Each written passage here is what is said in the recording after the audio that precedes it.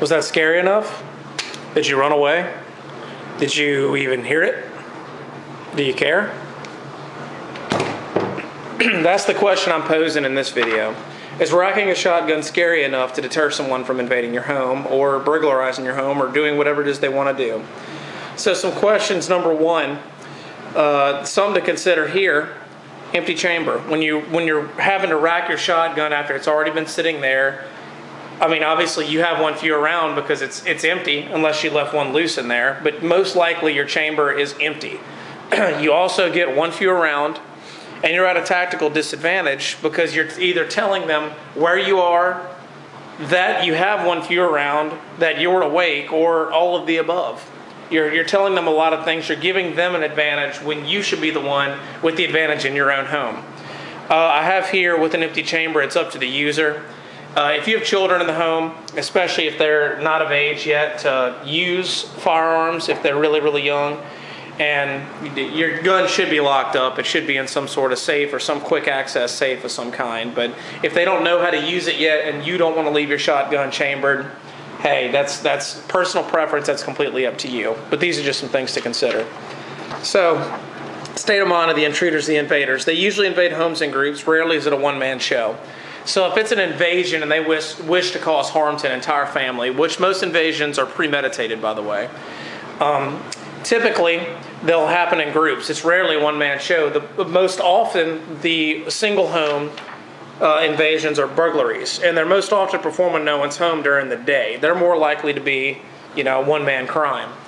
The time I could see a one-man crime happening at night, or I guess a more common one, is if crazy ex-husband, ex-boyfriend, psycho, whatever, comes in the middle of the night to try to kidnap said wife, torture said ex-wife, ex-girlfriend, whatever.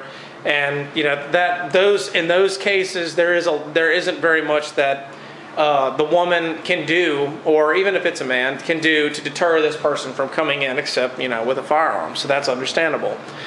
But these are the state of mind of the intruders. They're expecting the possibility of you being armed. So if they're trying to just come in to steal stuff, they'll probably come in during the day. And if they're trying to cause more harm, they'll probably come in at night. So another thing to consider: are they on drugs? Are they on synthetic drugs, hallucinogenic drugs, narcotic drugs? There's a lot of things to think about too. As Colion Noir said in one of his videos, now they're hopped up on synthetic drugs, which erases the whole fear factor thing.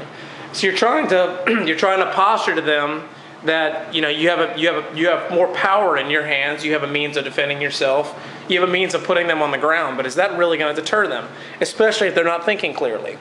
That's just another thing to think about. So advantages of not racking: you already have a round chambered. You don't give up your position. You can have a fully loaded mag and you're loaded +1. If you have to grab it at a moment's notice, it's already good to go. And there's one less motion to worry about. And I always talk about one less motion to worry about, especially carrying with the safety on, having a gun with the safety on. I talked about that in my safeties video. Any fewer motions that you have is good, because when you're reacting in a fight or flight scenario, all your motions are going to be instinctual. They're not going to be, let me think about this, let me think about this. It's just going to kind of happen automatically. So it's easier for me to pick this up and simply do that than it is for me to pick it up and do that. That's just something more for me to think about. It's just easier for me to pop that safety off and have it ready to go. Lastly, your home is your castle. Defend it with any means necessary. So just like the media saying you don't need an AR-15 to defend your home, you don't need this, blah, blah, blah, blah. Well, who are they to dictate how you defend your own home? It's your castle. You are the one that owns it. It's your castle. It's your place. It's your place of peace. You should defend it with whatever means necessary. It doesn't matter if someone tries to dictate that. That decision is ultimately up to you. So if you want to have an 870 with 5 rounds of double-aught buck, hey, I think that's a pretty good choice, because that's what I do. And you won't hear that in the middle of the night if you try to break in here. Y'all have a good day.